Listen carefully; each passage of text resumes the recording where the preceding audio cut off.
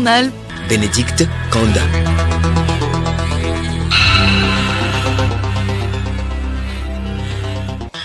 Madame, Monsieur, bonjour et merci de nous rejoindre pour le journal dont voici le sommaire. Le gouvernement, préoccupé par l'augmentation des prix, envisage des mesures en faveur du pouvoir d'achat des populations.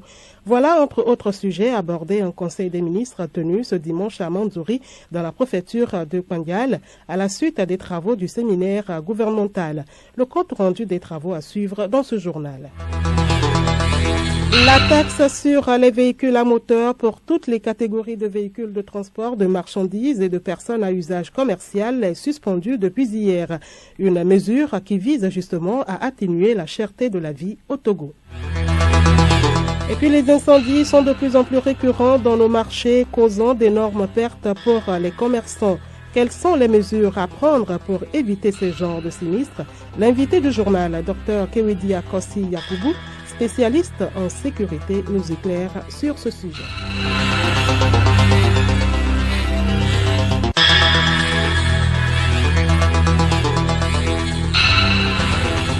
Radiolomé.tg. Bienvenue à tous. Le gouvernement a tenu ce week-end, sous la présidence du chef de l'État Faure Essozi Simbe, un séminaire gouvernemental dans la préfecture de la Koza et un conseil des ministres à Mandzouri dans la préfecture de Kwangyal. Le point des différents sujets abordés au cours des travaux avec le ministre en charge de la communication, professeur Akoda Yewadon, porte-parole du gouvernement. Communiqué relatif aux activités gouvernementales des 8, 9 et 10 avril 2022. Le gouvernement a tenu, sous la présidence de son Excellence M. Faure Essozi Simbe, président de la République, les 8 et 9 avril 2022, un séminaire gouvernemental dans la préfecture de la Koza et un conseil des ministres le 10 avril à Mandzouri, dans la préfecture de Kwangyal.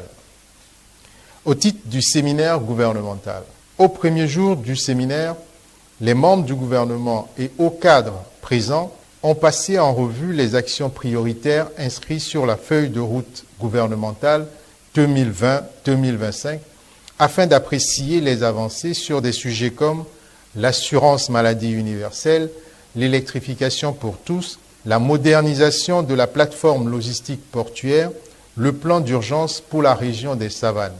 Par ailleurs, les actions identifiées lors du dernier séminaire ont été engagés pour la consolidation et l'optimisation du pilotage de la feuille de route et ont permis une évolution significative de la gouvernance. Il s'agit notamment de l'outil digital pour le suivi opérationnel de la feuille de route, du nouveau processus d'élaboration du programme d'investissement public, du dispositif institutionnel de pilotage et de suivi et de l'opérationnalisation du fonds dédié au financement des études. Au cours de la deuxième journée, les membres du gouvernement et divers experts ont échangé sur les problématiques qui influencent le contexte de mise en œuvre de la feuille de route gouvernementale 2020-2025. Il a été question de l'impact de la conjoncture internationale, en particulier économique, des évolutions récentes des chaînes logistiques mondiales, de la modernisation de l'État, de la mise en œuvre des contrats de partenariat public-privé. Prenant la parole à la fin du séminaire, Son Excellence, Monsieur le Président de la République, a encouragé les ministres à maintenir le cap et à rappeler l'exigence d'accélérer la mise en œuvre des projets prioritaires, en particulier avec le contexte mondial qui se dégrade. Il a instruit les ministres de rester mobilisés pour suivre les actions et présenter les résultats d'ici le prochain séminaire. Au titre du Conseil des ministres qui s'est tenu à Mandzouri dans la préfecture du Kwangyal, le Conseil a examiné 3 projets de décret et écouté 3 communications. Au titre des projets de décret, le Conseil a examiné et adopté un premier projet de décret portant règles applicables aux livres fonciers et registres sous forme électronique. Ce décret répond aux besoins de modernisation du système national de conservation foncière.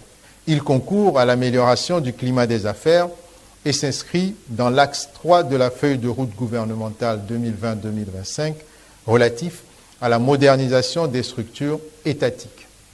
En effet, Le livre foncier électronique est un système de gestion automatisé de données numériques destiné à l'immatriculation des immeubles et à la publicité des droits réels immobiliers. Quant aux registres fonciers électroniques, ils sont des registres publics destinés à retracer l'historique des transactions et des droits réels sur une propriété immobilière. Le Conseil a ensuite examiné en première lecture le projet de décret portant modification du décret 2018-174/PR du 10 décembre 2018 fixant les taux, les modalités de recouvrement et d'affectation des frais et redevances dus par les opérateurs exploitants de réseaux et services de communication électronique, les fournisseurs d'équipements et terminaux et les installateurs d'équipements radioélectriques. Le Conseil a examiné et adopté le projet de décret portant modalités de mise en œuvre des procédures de passation et d'exécution des contrats de partenariat public-privé. Ce projet de décret s'inscrit dans le cadre du renforcement et de l'opérationnalisation du cadre juridique des contrats de partenariat public-privé et permettra de faciliter la mise en œuvre des dispositions relatives à la passation et à l'exécution des contrats de partenariat public-privé. Il précise les règles qui régissent la préparation, la passation, le contrôle, l'exécution et la régulation des contrats de partenariat public-privé conclus par les autorités contractantes pour répondre à leurs besoins. Au titre des communications, le Conseil a écouté une première communication relative au bilan de la campagne agricole 2021-2022 et la préparation de la campagne 2022-2023 présentée par le ministre de l'Agriculture, de l'Élevage et du Développement rural. Le bilan de la campagne agricole 2021-2022 révèle que la production globale de céréales, tubercules et plantes à racines, légumineuses et oléagineux, cultures de rente, animales et halieutiques a connu une progression par rapport à l'année précédente. Et ceci, malgré le fait que l'année 2021 ait connu une campagne agricole marquée par les aléas liés à la crise sanitaire de la Covid-19 et aux perturbations climatiques caractérisées par des pluies tardives et des creux pluviométriques très importants à l'origine de pertes de récoltes. Au regard des défis rencontrés dans le déroulement de cette campagne, des dispositions idoines sont envisagées pour la réussite de celle de 2022-2023. Elles concernent notamment la gestion des intrants, les aménagements des terres, la promotion de la mécanisation agricole, la maîtrise de l'eau, le développement des filières animales et le financement des activités des producteurs agricoles. Le Conseil a ensuite écouté une deuxième communication relative à la réponse du Togo aux recommandations issues du processus du troisième cycle de l'examen périodique universel EPU, présenté par le ministre des Droits de l'Homme, de la formation à la citoyenneté et des relations avec les institutions de la République. Cette communication a pour but de faire le point sur la position du Togo vis-à-vis des 224 recommandations issues du processus du troisième cycle de l'EPU et solliciter l'autorisation du Conseil pour transmettre le document additif EPU au Haut Commissariat des Nations Unies aux droits de l'homme. En effet, à la suite de la présentation du rapport pays le 24 janvier 2022, le Togo a été félicité par tous les États examinateurs qui ont formulé 224 recommandations à son endroit. Le gouvernement a fait le choix de donner sa position sur chacune des recommandations après une large concertation avec les acteurs concernés. Le Conseil a écouté une dernière communication relative à l'augmentation des prix et aux mesures envisagées, présentée par le ministre du Commerce, de l'Industrie et de la Consommation locale. La présente communication a pour objet de rendre compte au Conseil de l'impact des mesures déjà prises pour juguler l'inflation, de la dynamique d'évolution des prix sur les différents marchés, des démarches engagées ainsi que des propositions de mesures envisagées. Le Conseil a instruit le ministre de poursuivre les réflexions pour l'adoption des mesures ciblées et adaptées en faveur du pouvoir d'achat des populations. Dans les divers, le Conseil a écouté un compte rendu relatif à l'opération Zéro Cataracte. Cette opération, qui couvrira l'ensemble du territoire national, vise à opérer 10 000 personnes souffrant de la cataracte et à offrir 20 000 lunettes aux populations. Elle est menée par le service de santé des armées en étroite coordination avec le ministère chargé de la santé et des acteurs locaux. Elle s'inscrit également dans la dynamique des actions de rapprochement entre les forces de défense et de sécurité et les populations. La première étape de cette opération est en cours dans la région des Savanes et a permis à ce jour de mener des consultations auprès de 11 600 patients pour lesquels il est prévu 3 000 opérations de cataracte au lieu des 800 initialement prévues. Cette opération s'étendra ensuite progressivement à toutes les régions de notre pays. Madame le Premier ministre a exprimé la gratitude des populations à son Excellence, Monsieur le Président de la République, tout en soulignant l'importance de cette action pour le bien-être des populations. Le Conseil a ensuite écouté un deuxième compte-rendu sur les échanges qui se sont tenus en marge du Conseil avec les populations de la préfecture de Kpendial et qui ont permis de partager avec elles des projets en cours dans les domaines clés permettant de renforcer leur résilience, notamment le désenclavement et les pistes rurales, l'eau, l'électrification, la santé, l'éducation et l'agriculture. Pour rappel, lors du conseil délocalisé dans la préfecture de Loti Sud le 25 mars 2022, des réalisations avaient également été annoncées ainsi que les projets en cours de mise en œuvre. À cet effet, des fiches d'information viendront préciser ces projets dans chacune des deux préfectures. Le gouvernement a adressé ses remerciements aux populations de Kpendial pour leur accueil et leur mobilisation.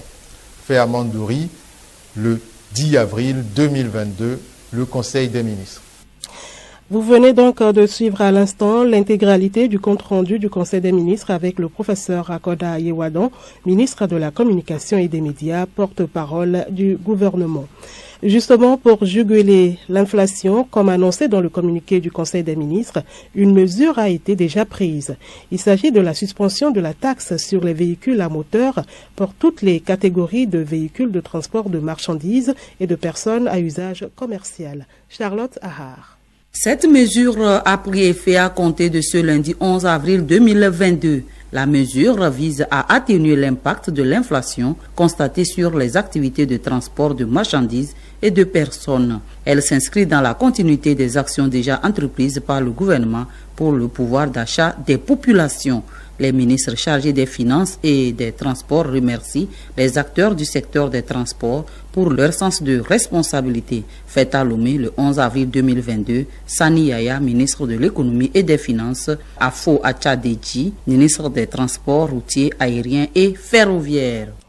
Merci à vous, Charlotte Ahar. Les ministres Kodio Adedje du Commerce, Myriam Dossou du Développement à la base, Anakoma Apedo Adjovi de l'Action sociale et Assi Mazama Esso de l'Inclusion financière ont apporté ce matin la compassion du gouvernement aux commerçants victimes de l'incendie du marché Le Togo. Plus de détails à suivre dans nos prochaines éditions. Vous suivrez d'ailleurs à ce sujet vers la fin du journal les mesures à prendre pour éviter les incendies dans nos marchés. Les députés à l'Assemblée nationale sont en plénière ce mardi. Ils revisitent la loi numéro 87-12 du 18 novembre 1987 relative à la police des étrangers en République togolaise. Pendant longtemps, ce texte a régi l'entrée de tout étranger sur le territoire togolais. Ces dispositions s'avèrent aujourd'hui obsolètes au regard des pratiques actuelles pour l'obtention du visa, face en particulier à la nécessité de digitalisation des procédures. Suite à l'adhésion du Togo en 2020 à l'Agence pour l'assurance du commerce en Afrique, ACA, une conférence de presse a eu lieu ce mardi à Lomé. Créée en 2001, cette institution multilatérale a pour objectif d'atténuer les risques politiques et commerciaux pour les investisseurs. Et puis du renfort à la gendarmerie nationale, plus de 400 gendarmes ont prêté serment ce mardi à Lomé en audience publique foraine, une formalité obligatoire pour l'exercice de leurs fonctions. Écoutez Radio Lomé sur le web sur le www.radiolomé.tg.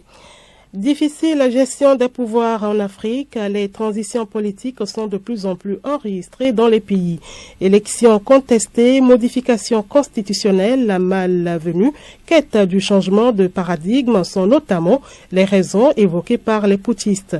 Le dossier qui suit expose les raisons qui sous-tendent les renversements de régime et l'instauration des transitions en Afrique de l'Ouest. Raoul Tetonyaki, Léontine Atogima. C'est la troisième vague de transition politique de plus en plus enregistrée, surtout dans les pays ouest africains. Les cas du Burkina Faso, de la Guinée, du Mali sont révélateurs. Les hommes forts qui imposent ces transitions avancent comme raison la corruption, la vie chère, la gestion partisane, l'inefficacité des systèmes de défense. Outre ces arguments parfois fondés, comme au Mali, la quête d'une nouvelle stratégie géopolitique fait de plus en plus surface. En réalité, les leaders africains souhaitent, pour certains, s'aligner derrière la Russie comme puissance stratégique. D'autres prétendent rompre avec l'ancien système colonial pour un nouveau départ dans les relations avec la France. Et les nouvelles autorités maliennes le clament haut et fort. Enfin, les nouvelles technologies de l'information et de la communication en sont beaucoup dans l'instabilité des régimes ouest-africains. Merci à vous, Léontine Atogima. Comme annoncé, l'invité du journal, Geneviève Pognon, reçoit Kewedia Kossi Yakubu, docteur spécialiste de la sécurité. Il répond aux questions relatives aux entrepôts dans les marchés susceptibles d'entraver le travail des secouristes. Monsieur Kewedia Kossi Yakubu, vous êtes docteur spécialiste en sécurité. Est-ce que l'entassement des marchandises peut-il être source d'incendie dans un marché? La manière dont les marchandises sont stockées dans l'entrepôt peut contribuer à créer de l'incendie. Je donne un exemple. Lorsque vous mettez vos marchandises sur des prises électriques qui sont mal placées entre-temps, lorsqu'il va y avoir court-circuit, c'est très simple que l'incendie puisse se déclarer très rapidement. Ou lorsque les marchandises sont entreposées sans laisser de l'espace, cela peut faciliter le développement de l'incendie. Alors, comment éviter l'incendie dans un marché? Premièrement, en entreposant, il faut respecter les mesures. Il faut, au prime abord, vérifier que les installations électriques sont bien faites, qu'il n'y a pas de dysfonctionnement. Il faudrait que l'accès à l'entrepôt soit contrôlé. Il ne faudrait pas qu'un individu puisse pénétrer à cet endroit et commencer par fumer. C'est dangereux. Lorsque vous fumez, le reste, si vous n'avez pas prêté attention et que le reste de la cigarette n'est pas éteinte, lorsque vous jetez, le risque que l'incendie puisse se développer est énorme. Donc, ces incendies peuvent également être de manière volontaire ou involontaire. Comment donc faciliter le travail des secouristes en cas d'incendie? Dans un premier temps, il faudrait que l'entrepôt ait plusieurs accès. On ne peut pas avoir un entrepôt de plusieurs mètres carrés et c'est un seul accès, une seule porte. Ça va compliquer le travail des secouristes. Il faut qu'il y ait plusieurs accès. Donc cela va faciliter le travail des secouristes. Également, l'alentour de l'entrepôt doit être dégagé. Lorsque l'incendie est déclaré, les sapeurs-pompiers, les secouristes vont arriver avec leur matériel. Il faudrait qu'ils puissent avoir de l'espace pour pouvoir garder le matériel et intervenir. Donc ces éléments-là sont vraiment à prendre en compte. Merci, docteur Kewedia Kossi Yakubu. Merci beaucoup. Et puis les résultats du tirage numéro 40 2022 de l'Autosport pour clore cette édition. Il s'agit des numéros suivants: 5, 6, 13, 14, 15, 20, 24, 28, 29, 36, 39, 41, 42, 47 et 49, soit 15 matchs nuls.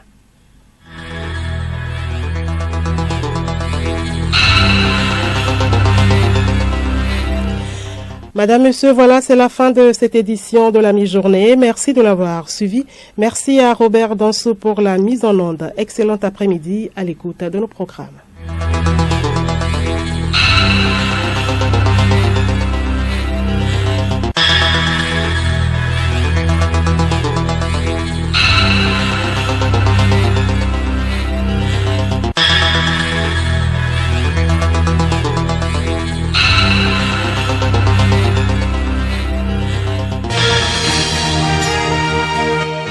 Radio Lomé, boîte postale 434, email radiolomé@radiolomé.tg. radiolomé.tg